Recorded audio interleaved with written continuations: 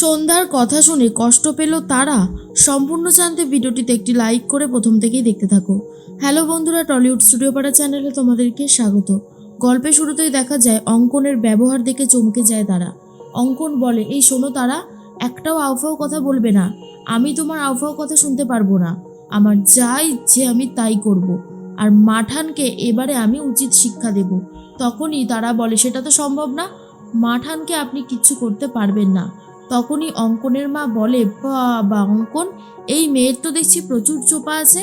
শোনো, এখনো তো নিজের হাতে সিঁদুর পরনি, আমার ছেলের দেওয়া সিঁদুরটাই রয়েছে, আবার বড় বড় কথা বলছো। একটাও আউফাও কথা বলবে না কিন্তু, তাহলে খুব খারাপ হয়ে যাবে। তারা তখন বলে, কেন, কি করবেন আপনি, মারবেন? আমাকে মারবেন বলুন, চুপ করে আছেন কেন? ললিতা তখন বলে, অঙ্কন শোন বাবা, শোন, কথা শোন তোর বউয়ের। অঙ্কন বলে, তোমার জায়গাটা না আমি খুব ভালো মতন তোমাকে এখন দেখিয়ে দেবো। পড়ে থাকবে এক কোণে, দুবেলা খেতেও দেবো, পড়তেও দেবো, কিন্তু বেশি বাড়াবাড়ি করলে তখন কিন্তু এই বাড়ি থেকে বিদায় করে দেব। তুমি আর তোমার মাঠান আমার কিচ্ছু করতে পারবে না। আমার যা নেওয়ার ছিল তা আমি নিয়ে নিয়েছি। আর বিজয়া মাঠানের বংশধরকে আমার বাড়িতে রেখে আমি কী বা করবো, তাই না? আমার যা ইচ্ছা আমি তাই করব, কিচ্ছু করতে পারবে না তোমরা। তখনই তারা বলে, আপনি তার মানে আমাকে শুধুমাত্র সম্পত্তির জন্যই বিয়েটা করতে রাজি হয়েছিলেন, তাই তো? আর তখনই অঙ্কন বলে, একদমই তাই। এই কথাটা বুঝতে এতটা সময় লেগে গেল? আমি শুধুমাত্র ওই মিল আর টাকার জন্যই বিয়েটা করেছি, না হলে কোনোভাবেই আমি বিয়েটা করতাম না, আপনাকে মনে থাকে যেন। এর মধ্যেই দেখা যায় যে বিজয়া ডাক্তারের সাথে কথা বলতে থাকে আর বলে, ডাক্তারবাবু কি বুঝছেন, মানে বৌমার অবস্থা এখন কেমন আছে, ওর শারীরিক অবস্থার কি উন্নতি ঘটেছে? তখনই ডাক্তারবাবু বলে, বিজয়া মাঠান, আমি তো বলেইছি ওনার শারীরিক কোনো কষ্ট নেই, যেহেতু মাথার পেছনে বারবার আঘাত পেয়েছে তাই ওনার স্মৃতিটা চলে গেছে। ওষুধগুলো নিয়মিত খাওয়াতে থাকুন, দেখবেন আশা করি সব কিছু ঠিক হয়ে যাবে। এরপর সন্ধ্যা তড়িঘড়ি করে চলে আসার বলে, কই কই কে এসেছে দেখি। ও আপনি এসেছেন, আপনি সেই ডাক্তারবাবু তাই না, দাঁড়ান, আপনাকে আমি মজা দেখাচ্ছি। এরপর ডাক্তারবাবু ভয়ে তাড়াহুড়ো করে পালিয়ে যায়। তখনই নীল বলে, মা, ডাক্তারবাবু কি বলল?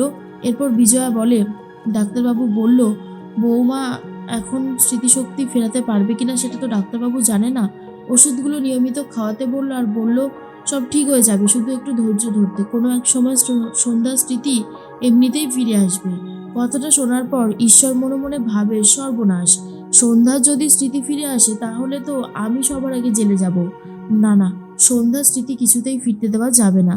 এর মধ্যেই তখনই চলে এসেছে সবাই, অর্থাৎ জ্বালাময়ী আর অন্নপূর্ণা। আর সন্ধ্যাকে বলে, সন্ধ্যা তুমি একটু ঘুমিয়ে নাও, সারাটা দিন অনেক ধকল গেছে, একটু না ঘুমিয়ে নিলে শরীরটা ভালো লাগবে না, এসো এসো একটু ঘুমিয়ে নাও। কিন্তু কোনোভাবেই আর সন্ধ্যা ঘুমাতে চায় না আর বলে, না না না না না, আমি এখন ঘুমাবো না, আমার ঘুমাতে ভালো লাগছে না। কিন্তু জোর করায় সন্ধ্যা চুপচাপ শুয়ে আছে, কিন্তু শুয়ে থাকতেও সন্ধ্যার ভালো লাগে না। এর মধ্যেই অঙ্কনের সাথে তো তারা ঝামেলা হতে থাকে। অঙ্কন বলে, শোনো, তোমাকেই একটা কাজ করতে হবে। তুমি বলবে যে বিজয় মাঠানকে ফোন করে বলবে তোমার এই গাড়িটা দরকার। তুমি যখন যখন ডাক্তারের কাছে যাবে চেক আপ করাতে, এমনি যাবে কোথাও বেরোতে, তখন তোমার এই গাড়িটা লাগবে। তো এই গাড়িটা তুমি এই বাড়িতেই রেখে দিতে চাইছো। তোমার কথা মাঠান ফেলতে পারবে না, তাই না? তোমাকে কিন্তু এই কাজটা করতেই হবে। মনে মনে তারা ভাবতে থাকে, এই কাজ আমি কখনো করতে পারবো না। নিজের সুবিধার জন্য আমি ওই বাড়ির গাড়ি এই বাড়িতে রাখতে পারবো না, সেটা কখনো সম্ভব না। এর মধ্যেই সন্ধ্যা তো উঠে পড়েছে আর নীল তখন ভাবতে থাকে আগের দিনের কথাগুলো। একটা সময় সন্ধ্যা শাড়ি ফাড়ি লাগিয়ে চারিদিকে আকাশকে মানানোর জন্য কত চেষ্টাই না করতো, আর এখন আকাশ সেই চেষ্টা করে যাচ্ছে সন্ধ্যাকে মানানোর জন্য। আকাশ তখন বলছি আপনার ওষুধ খাওয়ার সময় হয়ে গেছে। সন্ধ্যা তখন বলে, হ্যাঁ ওষুধ? কেন, আমি ওষুধ খাবো কেন? আপনি আমাকে ভুলভাল ওষুধ খাইয়ে দিচ্ছেন না তো? আকাশ তখন বলে, আমি আপনাকে কথা দিয়েছি আপনার স্মৃতিশক্তি ফেরানোর দায়িত্ব নেব, আর এখন বলছেন আমি কিনা আপনার ক্ষতি করতে চাই। ঠিক আছে, খেতে হবে না। সন্ধ্যা তখন বলে, দাঁড়ান দাঁড়ান, এত রাগ কেন, আমি কি বলেছি খাবো না? এরপরই নীল তখন বলে, নিন ওষুধটা খেয়ে নিন তো। এরপর সন্ধ্যা ওষুধটা খেয়ে নিয়ে নাটক করে, আদেও ওষুধটা খায় না, হাতের মধ্যে রেখে দিয়েছে। নীল চলে যাওয়াতেই ওষুধটা ফেলে দেয়। এরপরই সন্ধ্যা ভাবে, এইখানে দাঁড়িয়ে থাকতে আর ভালো লাগছে না, যাই গিয়ে একটু হাঁটাহাঁটি করে আসি। অন্যদিকে অন্নপূর্ণা আর জ্বালাময়ী রান্নাঘরে রান্না করছিল। তখনই নীল চলে গিয়ে বলে, শোনো শোনো, এখন আমি রান্না করব, তোমাদেরকে এখান থেকে যেতে হবে। তখন অন্নপূর্ণা বলে, রান্না করবি? কি রান্না করবি তুই, এখন রান্না করতে পারবি? আর তখনই আকাশ বলে, হ্যাঁ আমি জিওল মাছের ঝোল রান্না করব সন্ধ্যার জন্য। কাকিমা তখন বলে, সে কি রে নীল, জিওল মাছ কাটা তো খুবই ডিফিকাল্ট, তুই পারবি না। তখনই আকাশ বলে, পারবো, আমি ইন্টারনেট থেকে দেখে করে নেব, তোমরা এখন যাও। তখনই অন্নপূর্ণা বলে, শোন, ইন্টারনেট থেকে দেখে কাটা সহজ না, ওটা অভ্যেসের জন্য হয়, বুঝেছিস তো, খুব সাবধানে, হাতে কিন্তু কাটা মেরে দেবে, দেখিস। তখনই নীল বলে, না না, আমি পারবো, আমাকে সন্ধ্যার জন্য সবটা করতেই হবে। মেজমা, বলো না, সন্ধ্যাকে আমি খুশি করতে পারবো না? অন্নপূর্ণা বলে, কে বলেছে পারবে না? তুই সব কিছু করতে পারবি। আজকাল তুই সন্ধ্যার জন্য যা করছিস, তারপরেও আমার বিশ্বাস আছে যে সন্ধ্যা তোকে ছেড়ে কখনো যেতে পারবে না, কখনো না। ওর যতই স্মৃতি ফিরুক না কেন, ও তোকে ভালোবাসে। এরপর সবাই মিলে তো রান্নাঘর থেকে বেরিয়ে যায়, আর নীল চেষ্টা করছে মাছটা রান্না করবার। এর মধ্যেই তারা মাঠানকে ফোন করে বলতে চায় যে এই গাড়িটা এই বাড়ির লোকে রেখে দিতে চাইছে।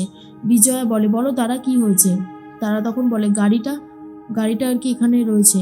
তখনই বিজয়া বলে, হ্যাঁ জানি তো, কিন্তু তুমি কি অন্য কথা বলার জন্য ফোন করেছিলে? এরপর তারার মনে পড়ে যায় আকাশ একটা সময় তারাকে গাড়ি চালানো শিখিয়েছিল, আর সেই গাড়ি চালানো কিছুটা মনে আছে, যেভাবেই হোক গাড়িটা ওই বাড়িতে পৌঁছে দিতে হবে। আর তারপরেই তারা চাবিটা খুঁজতে চলে যায় আবারও ভেতরে। কোনোভাবে অঙ্কনের থেকে চাবিটা নিয়ে তারা গাড়ি চালাতে শুরু করে দিয়েছে। এর মধ্যেই সন্ধ্যা তখন ভাবে, দম বন্ধ হয়ে আসছে, উফ, এখানে আবার মাছ রান্না করছে। আচ্ছা, আমি কি মাছ খাই না? মাছ রান্নার গন্ধ এরকমভাবে আমার লাগছে কেন? মনে হচ্ছে এক্ষুনি বমি করে দেবো। আমার একদম শরীরটা ভালো লাগছে না, না না না না, এখান থেকে আমাকে তাড়াহুড়ো করে বেরোতে হবে, নাহলে আর কিছুক্ষণ থাকলে আমি জেনুইন বমি করে দেবো। এরপর সন্ধ্যা বাড়ি থেকে বেরিয়ে হাঁটাহাঁটি করতে থাকে সামনের রাস্তাটায়। অন্যদিকে তারা চলে এসেছে, গাড়িটা রেখেও দিয়ে চলে যাচ্ছে, আর বলে, ভাগ্যিস সেখানে কেউ নেই, এই সময় আমাকে যা করার করতে হবে। তখনই চলে এসেছে সন্ধ্যা আর বলে, এ কি গো, তুমি কোণে বেশে এখানে কি করছো? তুমি কি একা এসেছো, তোমার বর আসেনি? তখনই তারা বলে, মেজদি, যাকে একটা সময় একটা কথাও লুকাতে পারতাম না, পেটের ভেতরে কেমন হতো, আর আজকে তাকে কতগুলো মিথ্যে কথা আমাকে বলতে হবে। সন্ধ্যা বলে, কি হলো, চুপ করে দাঁড়িয়ে আছো কেন, বলো। তারা তখন বলে, না আসলে আমার বাড়ির অনেকেই তো গাড়ি চালাতে পারে না, কেউই পারে না আর কি, তাই আমি গাড়িটা রেখে গেলাম, মাঠানকেই চাবিটা দিয়ে দিও।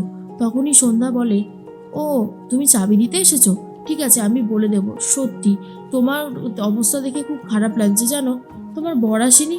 তারা তখন বলে, না, বর আসেনি, তুমি আমাকে খুব ভালোবাসো, তাই না? সন্ধ্যা তখন বলে, হ্যাঁ, তোমাকে দেখে না খুব চেনা চেনা লাগে বোন, ভালো থেকো।